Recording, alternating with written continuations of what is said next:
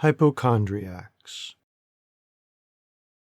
There is a temperament called hypochondriac, to which many persons, some of them the brightest, the most interesting, the most gifted, are born heirs.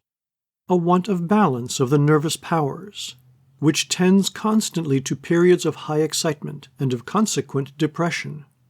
An unfortunate inheritance for the possessor, though accompanied often with the greatest talents.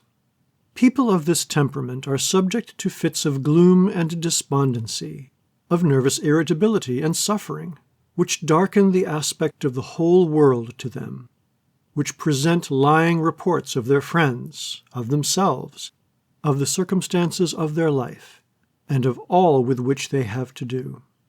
Now, the highest philosophy for persons thus afflicted is to understand themselves and their tendencies, to know that these fits of gloom and depression are just as much a form of disease as a fever or a toothache, to know that it is the peculiarity of the disease to fill the mind with wretched illusions, to make them seem miserable and unlovely to themselves, to make their nearest friends seem unjust and unkind, to make all events appear to be going wrong and tending to destruction and ruin.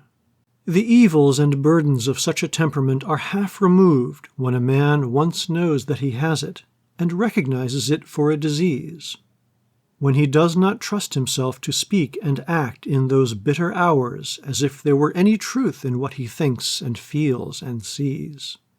He who has not attained to this wisdom overwhelms his friends and his family with the waters of bitterness. He stings with unjust accusations, and makes his fireside dreadful with fancies which are real to him, but false as the ravings of fever.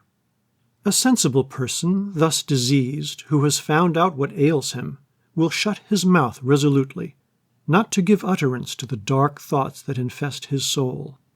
A lady of great brilliancy and wit, who was subject to these periods, once said to me, "My dear sir, there are times when I know I am possessed of the devil, and then I never let myself speak."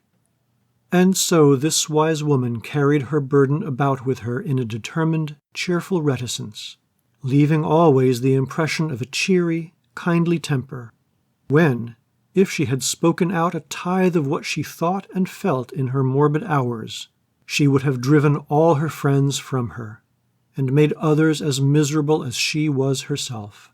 She was a sunbeam, a life-giving presence in every family, by the power of self-knowledge and self-control. Little Foxes, Harriet Beecher Stowe.